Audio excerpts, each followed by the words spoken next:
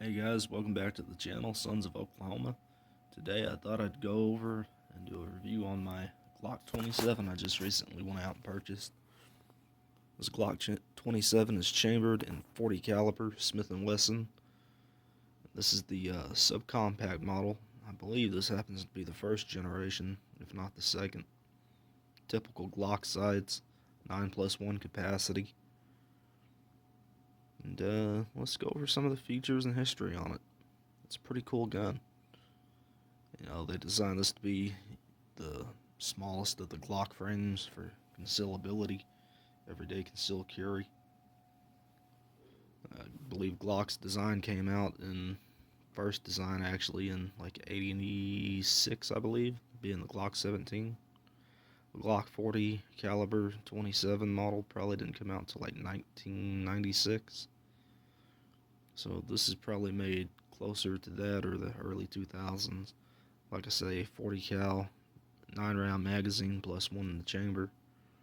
You can also take your standard Glock mags, like the Glock mag for the 22 or the Glock mag for the 23, one being a 13-round capacity, the other being a 15-round capacity. And all Glock mags, you know, are interchangeable. It's another pretty neat feature. This also happens to have the extra finger, I guess, rest attached to the base plate of the magazine. Traditional magazines sit pretty flush, and they're actually lend themselves more to being used for concealability than this would. But this does allow you to get an extra additional finger onto the gun for your grip. And when you take it down, you have Glock's famous drop safety in there, solid steel slide, and one of the toughest finishes on a gun I think I've ever seen. Of course, they've beveled the edges for, you know, quick draw out of the holster, nothing to snag on. Sights are pretty much the same way. Then you got your frame with its, you know, steel rails, polymer frame, you know, just your typical Glock. Ultra reliable. I believe I paid around $417 for this thing used. That's a pretty good price, but the way 2020's been and the way 2021's looking, gun prices are gonna be kind of high for a while. I figured might as well get it now while I got the chance. But it's just a breeze to take apart, build, strip, clean. I've actually got to clean this one after taking it out shooting today. It's real simple. Just pull back your slide after pulling the trigger, of course. Only bad thing about it, just a quarter or eighth of an inch. Drop your tabs here, and your slide should slide right off of your frame. You got your double captive recoil spring. You got your Glock 40 barrel. And I think there's even like parts kits out there to where you can actually get a barrel for it to convert it to 9mm if you wanted to. I don't know about 357 SIG. I imagine they'd be pretty close. 357 SIG is basically just a 40 caliber round nicked down to a 9mm. It'd be kind of interesting to see if someone would make a barrel like that, or someone just Frankenstein one of them together. It'd be kind of cool, actually, in my opinion, anyway. Thinking about getting me some True Glow night sights put on this thing. I think that'd be pretty neat. Must be an older model because it's written 40 S&W. All the newer ones I've seen, like the Gen 3 and Gen 4, just have 40 written on the slide. And if you're not familiar with the drop safety, how it works is the striker cannot move forward unless this little plunger down here is depressed, and it'll move out of the way, allowing your firing pin to go forward. When you pull your trigger on your Glock, a little arm moves up and hits that plunger and moves it out of the way, allowing it to fire. Without the trigger being pulled, the gun practically can't go off. It can't be fired. Putting it back together is pretty much a breeze. Just reassemble your slide, take your lower receiver and your top receiver, mate them back together, and you're pretty much back in business. That's one of the cool things about Glock. You get that ultra reliability, real simple maintenance. The only safeties on this gun, though, are the internal drop safety and, of course, the trigger safety. There's no manual safety to speak of on the side or grip. All right, guys. Today we got the Glock 27, 40 caliber, and we're going to be testing out these Ruger APX rounds, their penetration power, and we're going to test it out by hitting that there encyclopedia.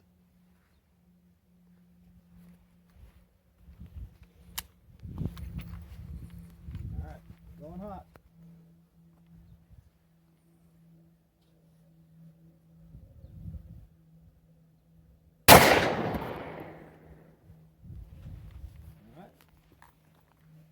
Weapon.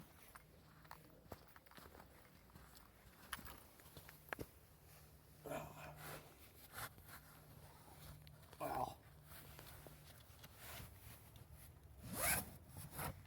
Well, we definitely didn't make it through the first one. I wonder how many pages in we made it. Pretty good size hole, 40 cal. Now the APX is made up of copper and I believe it's copper dust and a plastic material, making this polymer bullet. And I wonder just how well it held together. Well, we're pretty far into the encyclopedia, page 750. Still, I can feel the round back in there. There it is. It looks like we stopped at page 1027. There's what's left of our APX round. As we can see, it kind of broke up. Deformed pretty well. Actually, I believe it may have. Yeah, all of the bullet just turned into dust particles. Really, it didn't retain like I thought it would, but it's still pretty decent penetration. 1,027 pages. So we got the Taurus TH9C and 9mm Luger, and we're going to compare it to the 40 cal APX round. There we go. Nice solid hit.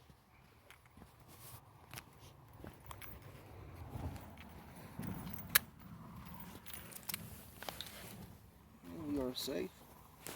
Alright, let's check out the damage. So you can see where our 40 hit, and this is our 9mm.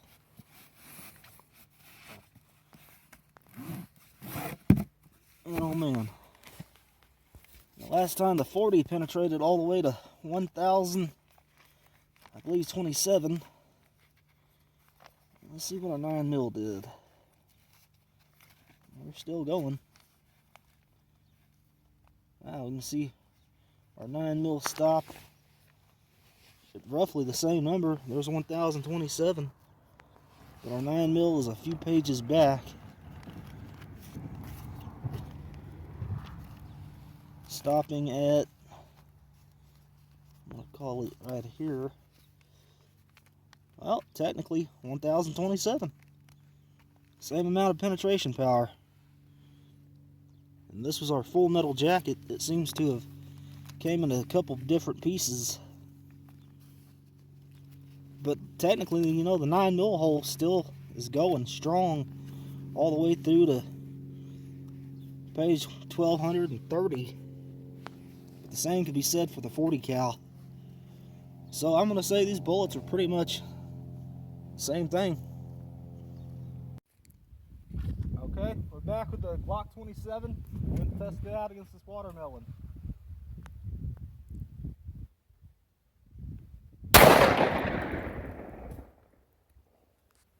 Look.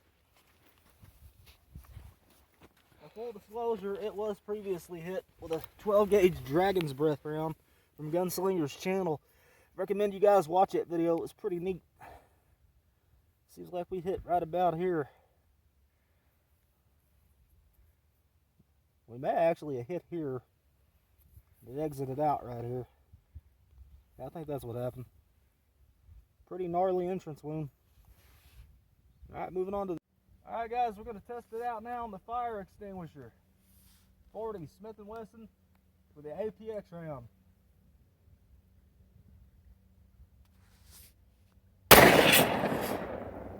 Woo!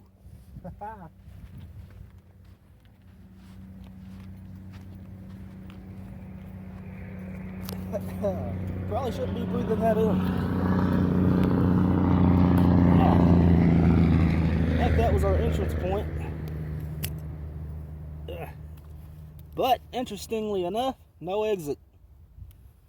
The APX did not have enough energy to fully penetrate our full fire extinguisher. Open it up.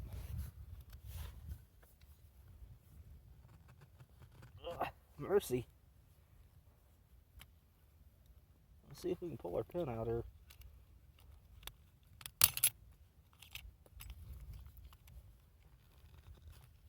Ah, there we go. See if we can get the round out.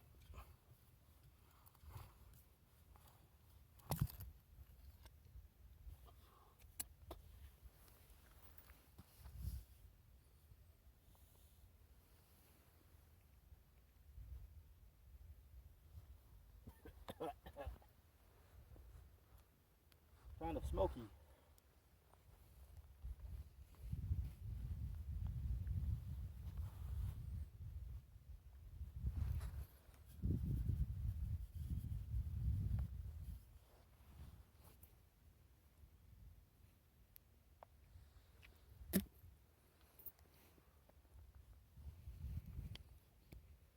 Well, guys, I think that our round may have actually turned into dust particles. No, wait a minute. I think I see it right in here. Yeah, there we go. There's what's left of our APX round from Ruger. Not very much. The rest of it turned back into dust particles and copper. Well, there you go, guys. Alright, guys, Gunslinger Graffiti. And he's going to be taking his shot with a Glock 27. How many do you want me to do? Go ahead and hit it again if you want. Alright, let's check it out.